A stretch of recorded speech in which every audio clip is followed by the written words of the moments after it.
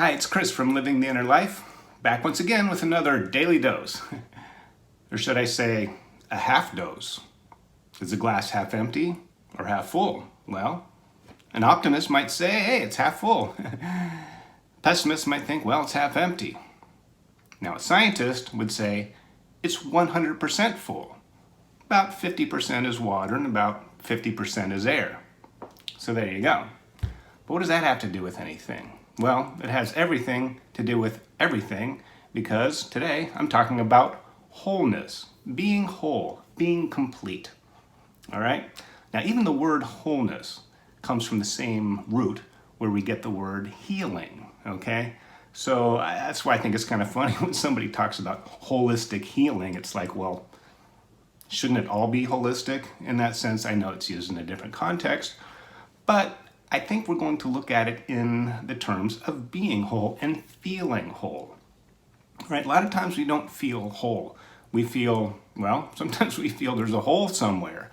Hole in the soul, hole in our heart, hole in our life, some empty spaces, missing pieces perhaps. And we can go through life feeling less than whole. All right? And that's not very healthy. Even the bad parts are part of your entire makeup. So if about half of you is good and half of you is not so good, well, you're still whole, okay?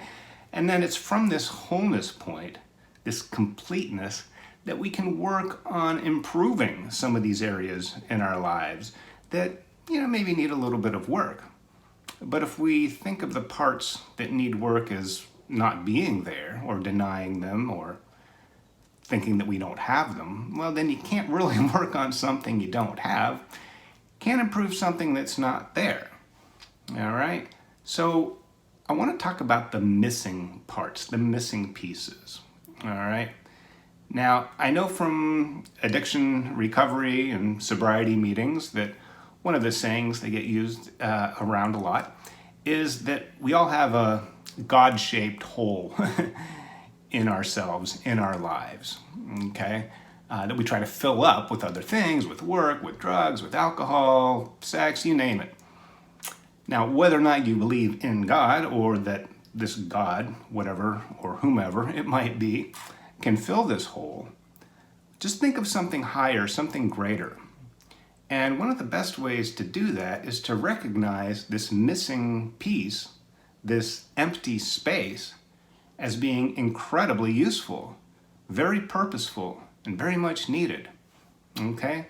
Now, like this glass, it's only functional when it has this empty space so you can fill it up with water.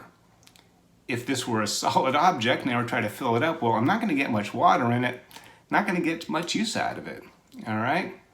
So any kind of vessel, whether it's a room or gas tank or a glass or you, that has this emptiness, this empty space. Well, first of all, what it's not filled with is a bunch of nonsense. Or in the case of a cup or a vessel, something you want to put something in, there's a bunch of stuff in it that doesn't need to be there. You can't get much stuff in it. Okay? And it's really important to have this reserve. Think of it that way, as like a reserve tank. So if there's a missing piece or a missing part of you or an empty space, think of that emptiness as being good. Because, hey, that's great that it's empty. How many of us wouldn't like to clear our heads every now and then, clear the slate? How about an empty bank account, which may not have much money in it, but you're not going to have much debt either. All right? So this zeroing out or this empty space is like a theater, okay? You can't have a production, you can't bring in an audience if it's already filled up. What you fill it up with is the drama and the actors and the audience so they can enjoy it. Okay? What if it's quiet? Well, actually, what if it's really, really loud around you and you want to listen to some music? You're not going to hear it because it's bombarded with all this static and extra noise. Okay? So this quietude, this emptiness, all right, can be a really, really powerful part of your life. Just recognize that it's there, that in this emptiness that's been prepared, you can allow good things to flow in, all right? Like your lungs. Talked about that with the breathing exercise, about pushing out all the air before you draw in. At the end of an exhale, you really want your lungs to be empty, okay? Especially empty of carbon dioxide or anything else that's in there, so that when you draw in and take a full breath, you're doing it from an empty, fully empty, not half full. You're not getting a half breath, okay? So make sure you take a look at maybe something that's missing. Well, I don't have a goal. I don't have a meaningful purpose in my life. You ever hear yourself say something like that? Well, in a way, that's a good place to be because you've created this space for it. All right? What if you didn't have time for a purposeful, meaningful aspect of your life? There's no time, there's no room. Well, the fact that you don't have one, if you don't, or you don't feel complete because of this missing piece, well, you have a nice space for it. It'll go there.